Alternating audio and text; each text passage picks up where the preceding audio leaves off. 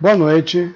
Dando continuidade às nossas aulas de História Eclesiástica, hoje nós continuaremos com a apresentação dos pais apostólicos. E eu gostaria de te convidar a orar neste momento.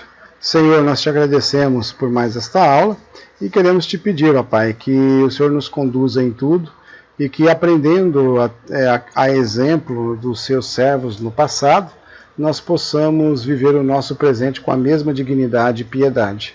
Em nome de Jesus, amém. Bom, dando continuidade, então, nós vimos as ênfases dos apóstolos na soteriologia e a ênfase dos pais apostólicos na cristologia. Clemente de Roma, ele viveu de 30 a 100 depois de Cristo, na cidade de Roma. Ele escreveu a sua carta de 1 Clemente, considerado pela Igreja Católica Romana o quarto Papa. Talvez seja a ele a menção que é feita em Filipenses 4:3.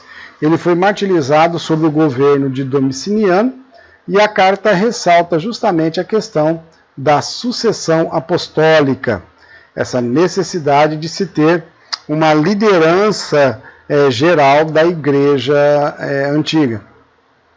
Inácio de Antioquia viveu em 117 depois de Cristo. Ele é da Antioquia da Síria. Ele escreveu aos Efésios, aos de Magnésia, aos Trálios, aos Romanos, aos de Filadélfia, aos de Irmina e também a Policarpo. Suas cartas foram escritas a caminho do martírio de Roma, em Roma, destino que enfrentou alegremente. Foi o primeiro a fazer distinção entre bispos e anciões, opôs-se às heresias gnósticas e sofreu martírio no governo de Trajano.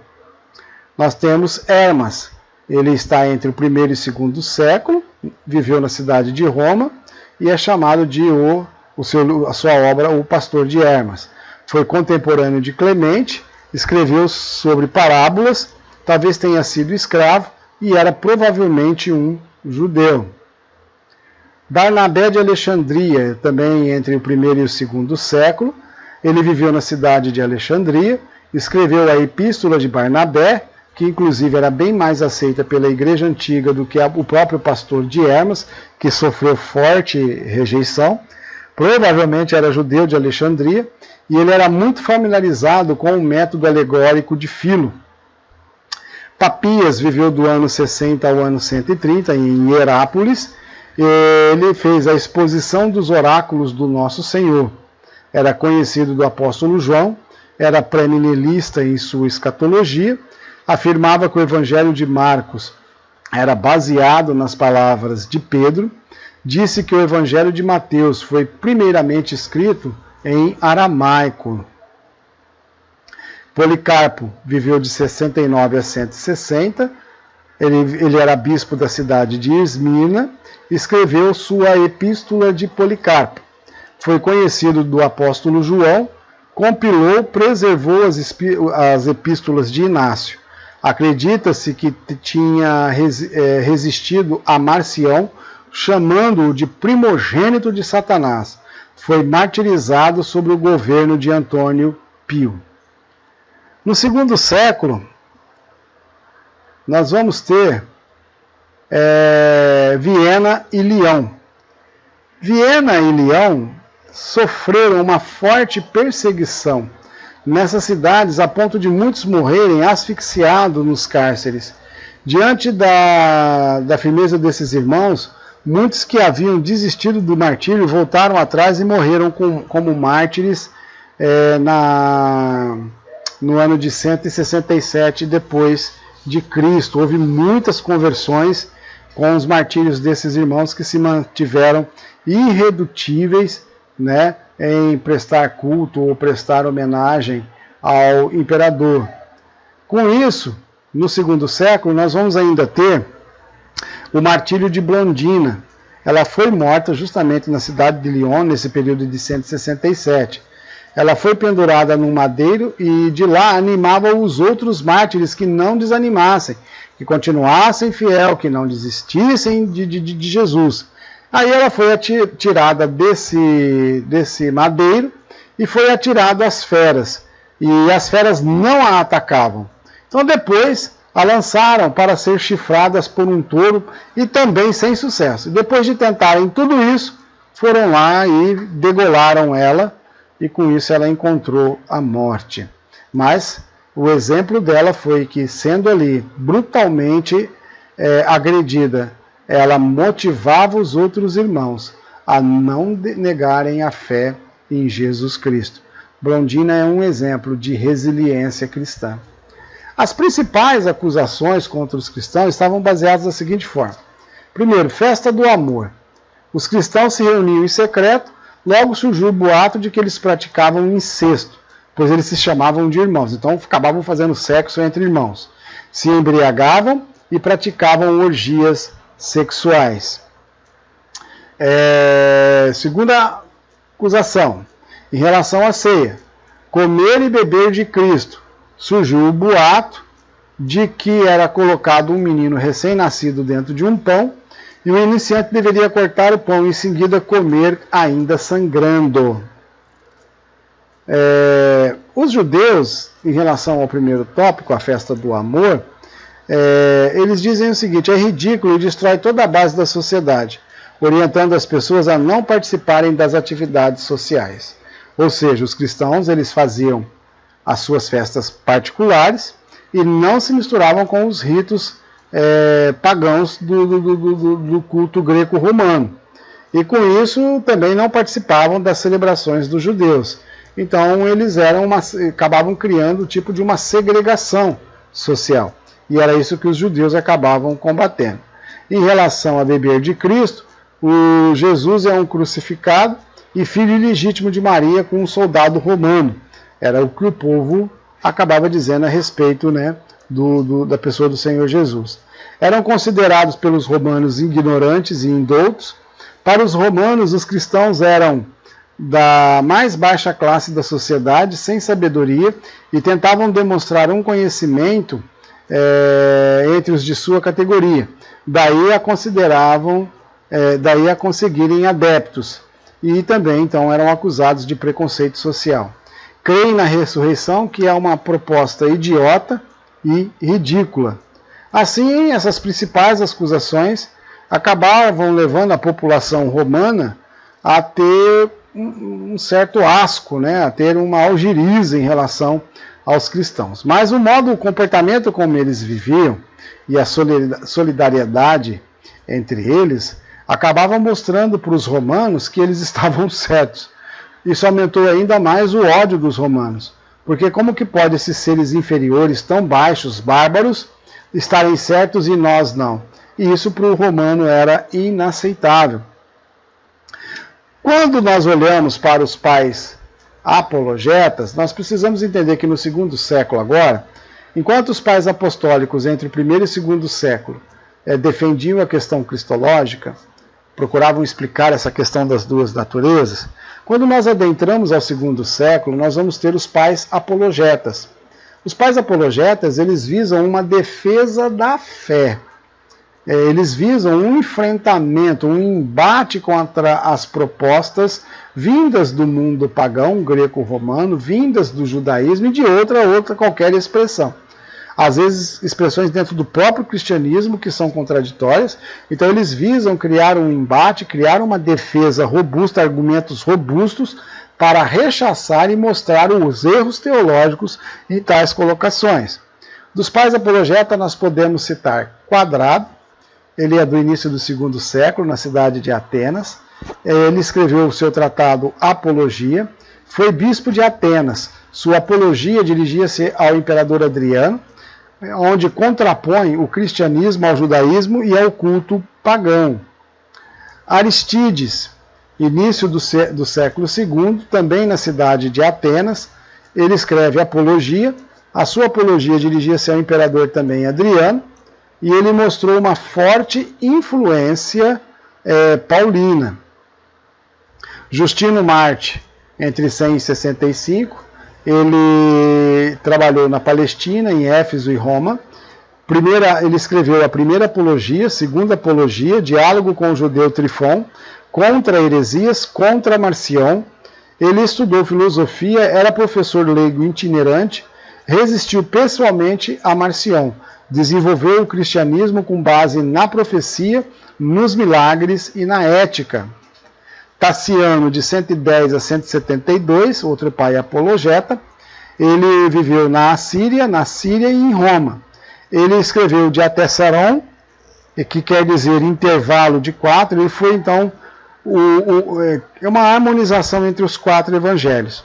Ele escreveu discurso aos helenos, discípulo de Justino, defendeu a prioridade temporal do cristianismo sobre as outras religiões, produziu a primeira harmonia entre os 4 evangelhos, que é o de Atessaron, caiu posteriormente no gnosticismo, infelizmente, né? Seus seguidores foram chamados de encratitas, ou seja, os autocontrolados. Eles proibiam o casamento, abstinham-se de carne. Provavelmente Paulo se referiu a eles em 1 Timóteo 4, de 1 a 4. Então a gente vê aqui uma grande decepção, né? O cara tão bom assim, escreveu uns negócios tão bacana, e aí cair no gnosticismo. Outra apologeta, Atenágoras, do século II, também da cidade de Atenas. Ele escreveu a Apologia da ressurreição aos mortos, era platonista e escreveu em estilo clássico. Teófilo, no ano 161, da cidade de Antioquia, ele escreve o Autólico. Autólico, ele era filho de Hermes, e ele era ladrão. Então ele foi considerado o maior ladrão de todos, porque ele chegou a conseguir roubar até Zeus. Ele foi um severo polemista contra os filósofos pagãos, foi bispo de Antioquia. Ele defendia que os filósofos pagãos haviam roubado da filosofia hebraica os conceitos para a filosofia grega. Então daí o porquê que ele acabou escrevendo a sua obra, o Autólico, né? Ou seja, o ladrão. Mélito viveu em 190 na cidade de Sardes. Ele escreveu cerca de 20 obras e todas elas foram perdidas, né? Alguns pais posteriores acabam relatando a respeito dele e de seus escritos. Eusébio de Cesareia é um deles. Ele foi bispo de Sardes, apoiou os da teoria dos 4 decimanos, que eram judeus que celebravam a Páscoa no 14º dia do mês de Nissan. Ele produziu a primeira lista cristã dos livros do Antigo Testamento. Então, Melito também acabou aí, né, produzindo seus materiais. Outro pai apologeta, Egésipo, do século II, da cidade da Síria. Ele também esteve na Grécia e em Roma e escreveu memórias. Ele era um judeu convertido, coletou informações sobre a história da igreja primitiva para comprovar a pureza e a apostolicidade desta igreja, né? E ele culpava o judaísmo por todas as heresias produzidas. Alguns argumentos judaicos contra o cristianismo. O cristianismo é um desvio do judaísmo. A resposta dos apologetas nesse período. A lei judaica é temporária, por definição, e encaminha para a nova aliança. Os judeus diziam: o humilde carpinteiro morto numa cruz não corresponde ao Messias profetizado no Antigo Testamento. O Antigo Testamento predisse os sofrimentos e também a glorificação do Messias, assim como o Salmo 22, né, que descreve a crucificação do Messias. A divindade de Cristo vai de encontro à unidade de Deus. O Antigo Testamento deixa prover a pluralidade de pessoas dentro da unidade da deidade. Ou seja, os judeus falavam que defender-se Cristo era divino e ia contra ao Deus único, seria um tipo de politeísmo. Mas, na verdade, os apologetas tentavam mostrar que no Velho Testamento já havia as expressões da Trindade. Aí, alguns argumentos dos apologetas contra o judaísmo. As profecias do Antigo Testamento foram todas cumpridas no Novo Testamento. Os tipos do Antigo Testamento acabam apontando para Cristo, ou seja, então tudo que está no Antigo Testamento é tipo de Cristo, e Cristo é o antítipo de tudo isso. A destruição de Jerusalém é a confirmação da visão de Deus, que condenou o judaísmo e apoiou o cristianismo. mostrando que a videira foi cortada. E aí então isso foi passado para uma outra geração, um outro povo, que seriam os gentios. Tá? Bom, argumentos pagãos contra o cristianismo e a resposta dos apologetas. A doutrina da ressurreição é absurda. E aí então os apologetas respondem. Os evangelhos mencionam testemunhas oculares, o efeito sobre os discípulos foi profundo, existe analogia nos ciclos da natureza. Exemplo, as estações do ano. Então há sempre um ressurgimento. Há contradições nas escrituras. Harmonias como de Ataceron, de Taciano, esclarecem as contradições, dizendo que então não há contradições. O que há é uma questão de entendimento do próprio texto. O ateísmo conta com ampla aceitação. Mesmo Platão acreditava num Deus invisível. Nós tínhamos Epicuro, né, que era ateu, ele não acreditava em vida espiritual. Então era natural que essa questão ateísta acabasse aparecendo e os pais apologetas tinham que dar uma resposta a isso. Então, como Platão era um dos filósofos mais aceitos e orientava muitas das proposições do mundo greco-romano, o próprio Platão cria num Deus invisível. O cristianismo é a adoração de um criminoso. A condenação de Jesus violou a lei. Jesus não era para ter sido condenado. Armaram para ele, né? O cristianismo é uma novidade. O cristianismo vem sendo preparado desde a eternidade. Moisés antecedeu os filósofos pagãos. E ele já pregava e ele já falava de Cristo. O cristianismo evidencia a falta de patriotismo. Os cristãos obedecem todas as leis, desde que não violem a consciência, como no caso, cultuar o imperador e os deuses antigos. Os cristãos praticam incenso e cabanismo. Observe-se o estilo de vida dos cristãos, sobretudo o exemplo dos mártires.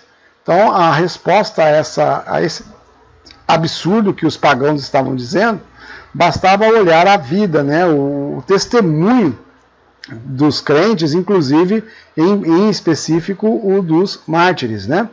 O cristianismo leva à destruição da sociedade. As calamidades naturais, de fato, representam um juízo divino contra a idolatria. E não o fato de haver cristãos, mas o fato de vocês serem idólatras, Deus traz castigo sobre vocês, né? Então está aí algumas respostas dos apologetas. O desenvolvimento do cânon bíblico.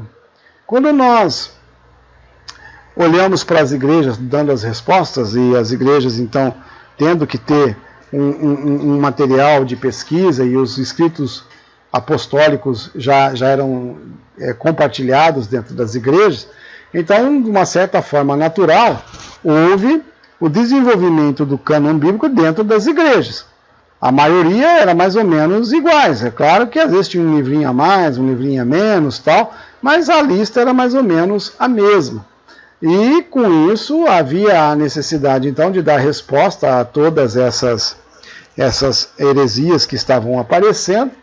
E assim Atanásio também, ele confecciona um texto, né, uma lista de livros, e Tertuliano defende também essa lista, e é justamente essa lista que vai orientar o serviço de Eusébio de Cesareia, que na verdade quando o material é apresentado para examinação no Concílio de Hipona, o próprio Eusébio quis inserir alguns livros nessa lista, e retirar Hebreus, se eu não me engano, 1 Pedro e 1 e 2 Pedro ele queria tirar, e Hebreus, que ninguém sabia quem havia sido escrito, ele queria que fosse tirado e fosse inserido ali as cartas de Apigar, pastor de Hermas, e a epístola de Barnabé. Mas isso aí acabou não passando e o Novo Testamento ficou com uma lista que era de Atanásio. Ainda para a defesa da fé, e era usado aquilo que foi chamado de credo apostólico. O credo apostólico ele norteava as bases do que se deveria, ou no que se baseava o cristianismo. Vamos lá. Creio em Deus Pai, Todo-Poderoso, Criador do céu e da terra. Creio em Jesus Cristo, um só, seu Filho único, nosso Senhor. Creio que foi concebido pelo poder do Espírito Santo, nasceu da Virgem Maria. Creio que padeceu sob o poder de Pôncio Pilatos, foi crucificado, morto e sepultado. Creio que desceu ao reino dos mortos, ressuscitou ao terceiro dia. Creio que subiu ao céu, está assentado à direita de Deus Pai Todo-Poderoso. Creio que onde há de vir julgar os vivos e os mortos. Creio no Espírito Santo. Creio na Santa Igreja Católica, que quer dizer Igreja Universal, na comunhão dos santos. Creio na remissão dos pecados. Creio na ressurreição da carne. Creio na vida eterna. Amém. Depois desse credo, após o concílio de Nicéia, ele vai receber alguns complementos, que vai surgir aí dessas discussões, de toda essa problemática com as heresias, definições mais específicas a respeito de trindade, a respeito de cristologia, a respeito de soteriologia. E o credo ele vai sofrer algumas mudanças adequando essas terminologias. As principais respostas da igreja para essas heresias em geral, né? As igrejas começaram a advogar para si origens apostólicas, para poderem ter autoridade de sucessão apostólica. Para isso, eles incorporavam livros que, segundo eles, teriam sido escritos por apóstolos aos seus cânones bíblicos. Mas, naturalmente, pela perseguição ser muito forte em Roma, e outros bispos procurarem o bispo de Roma para buscar orientação, buscar conselhos, que ali era a cidade que mais sofria. Ali era mais perseguido. Então acabou se dando ao bispo de Roma uma demasiada primazia. Ele acabou tendo muito mais status do que os bispos de outras igrejas também grandes e cosmopolitas da época. Dessa forma, foi natural que o bispo de Roma acabasse tendo uma proeminência sobre as demais igrejas, e com isso, então, a sucessão apostólica acabou sendo um instrumento para coibir essas heresias, uma vez que o bispo que assumia, ele então comungava do credo apostólico, comungava das mesmas doutrinas. Então eram 5 sedes nessa época: a sede de Jerusalém, a sede de Roma, a sede de Antioquia, a sede de Alexandria, a sede de Constantinopla. Então esses 5 territórios, eles praticamente eram a governança regional das igrejas cristãs.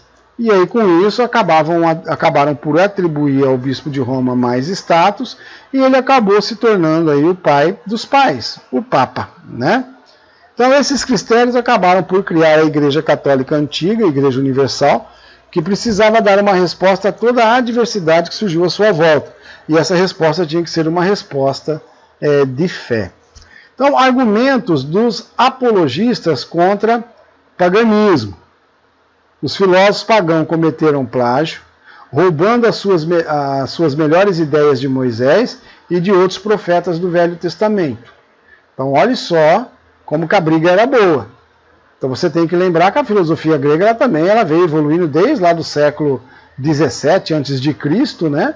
E com contatos que os gregos foram tendo com a civilização hebraica, eles acabaram também incorporando, né? Nós vimos que os gregos eram sincréticos, eles misturavam tudo, eles absorviam tudo, né? O politeísmo é um absurdo filosófico e é uma decadência moral. Os filósofos pagãos contradizem uns aos outros e até a si próprios. Quem aqui já leu filosofia, se você começar a ler Platão, você vai perceber que ele diz um monte de coisa, depois ele desdiz um monte de coisa que ele disse, né? E assim, com isso, fica um monte de coisa solta, um monte de coisa não confirmadas. Então, esses eram argumentos dos apologetas contra o paganismo. Argumentos dos apologetas a favor do cristianismo.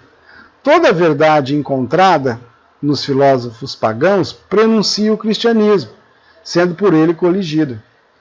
Ou seja, essas verdades que vocês dizem que encontraram, ela já existe no cristianismo, ela já existia no cristianismo desde o Antigo Testamento. Os milagres operados por Cristo, pelos apóstolos e por outros cristãos, comprovam a verdade do cristianismo, comprovam a sua veracidade. A difusão do cristianismo, a despeito dos obstáculos avassaladores, comprova a sua verdade. Poxa, Roma matava todo mundo, Roma estava em franca perseguição aos cristãos, e mesmo assim o cristianismo não parava de crescer. E Tertuliano escreveu, com o sangue dos mártires, é que Deus fez a sua igreja crescer. Então isso mostrava a veracidade do cristianismo. Somente o cristianismo é capaz de suprir as necessidades profundas do ser humano. Então, com isso, os apologetas acabavam estruturando todas essas respostas para contra-argumentar os ataques que eram feitos da parte deles contra os cristãos. Agora, eles contrários ao cristianismo, acabavam por ter um trunfo muito grande na mão, que era a delação. Argumento vencido, eles iam lá e delatavam esses caras, e esses então acabavam sendo martirizados pelo Império Romano por não negarem a sua fé.